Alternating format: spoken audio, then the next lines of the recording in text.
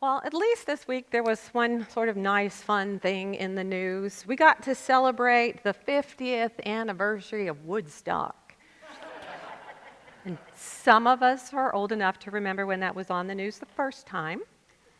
Some of you are not. But that was that amazing, surprising, iconic concert that was a symbol of the new age of peace and love. An age that, well, maybe seems to have been a little short-lived. But it does remind us that peace is that state of being that we all long for, that we keep dreaming of. And it is true that Jesus proclaimed peace. And at his birth, the choir of angels sang, "Peace on earth, goodwill to all." And over again through his ministry, he offered words of peace, saying to his followers, "Go in peace, and my peace I leave with you, and my peace I give to you. And I've told you all of this that you might have peace." And sometimes in our worship services, we share the peace, and we go to one another, and we say the words, "The peace of the Lord be with you, and also with you." And we assume that our faith, this religion, is one of peace, of peacemaking, of peacekeeping. And then we go and read the words that we read today, and we do a double take and say, wait, what was that? You can kind of see why the kids are going with the Old Testament lesson where they can talk about the garden. They're not going to tackle this one.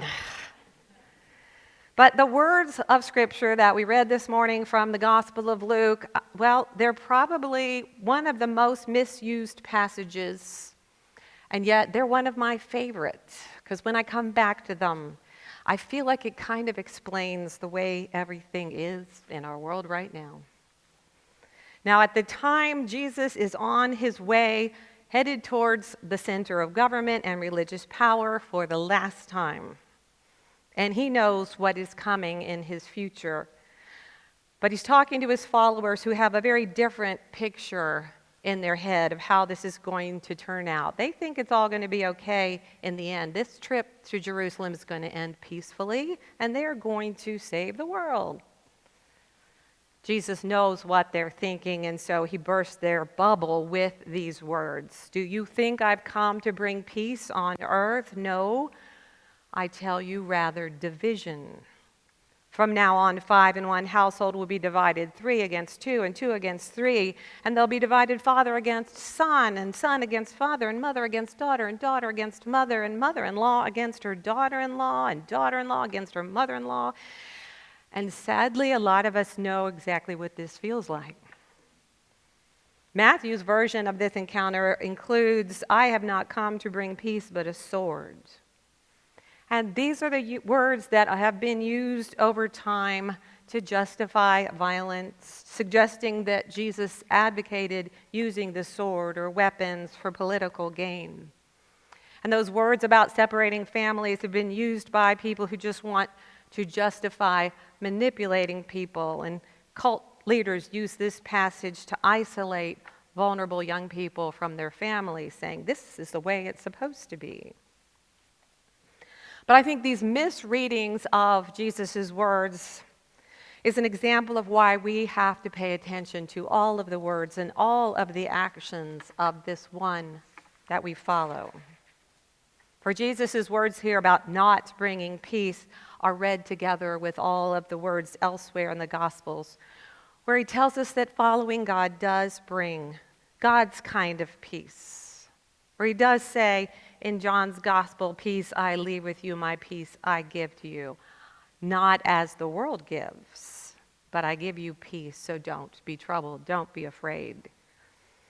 He spoke of peace often, but peace is always connected to justice.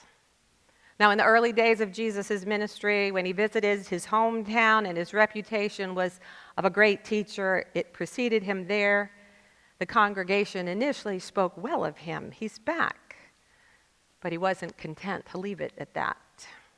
So instead, he uses the words of the prophet Isaiah. He found the place where it's written, "The Spirit of the Lord is upon me and has anointed me to bring good news to the poor, to proclaim release to the captives, recovery of sight to the blind, to let the oppressed go free."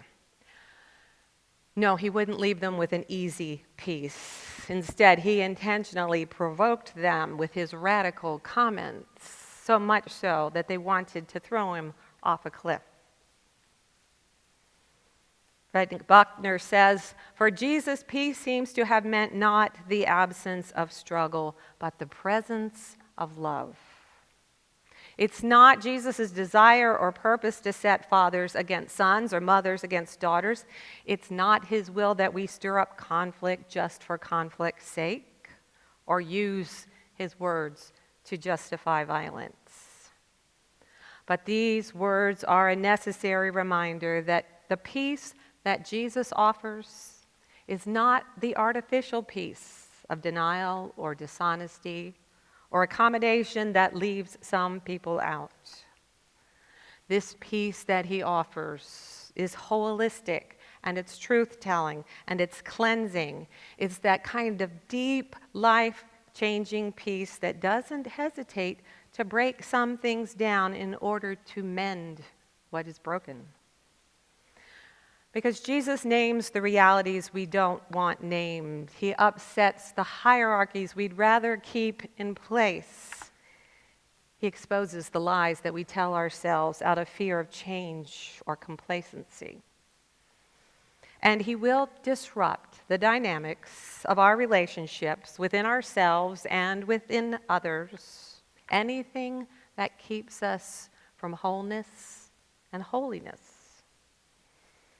So these divisive words remind us that Jesus did not come just so that we could have a happy family life, although the peace that God offers may contribute to just that. It reminds us that he did not come just so that we could get along better with our siblings, but the peace that God gives will help us through the conflicts, enable us to make movement towards reconciliation. New life cannot emerge without some confrontation. This is the basis of the conflict that Jesus envisions. He comes not to disturb a nice world, but to shatter the disturbing and death-dealing systems that stifle life. So Jesus says, yes, he's come to bring division and conflict. And we need to be clear that he does not mean he's bringing it on purpose for conflict's sake, but the recognition that it will be a consequence of this good news because God's good news is challenging. It challenges us to dismantle the structures that we humans have put in place to try to keep the peace in our own way, in our own households, in our businesses, in our nations. But those structures that have been unjust, they need challenging. So the words of Scripture and people of faith, as we begin to take those words and challenge, our households will no longer have those ways of keeping peace, and things will be divided. At least until this new way, this God's way of keeping peace, which Jesus came to bring, begins to take hold in our hearts and in our families and in our world. But every time that we allow the truth of our faith to challenge the status quo, there is going to be division. When people of faith started to question the worldwide practice of slavery, conflict arose. And families were divided, and landowners took up arms to keep things the way that they were. Until slowly, gradually, painfully, this understanding of God took hold, where slavery was no longer believed to be the way that God intended the world to be. Then the struggle continues. When suffragettes first protested for women's rights to vote and women called for equal rights to own property, to work for fair wages, it threatened the status quo.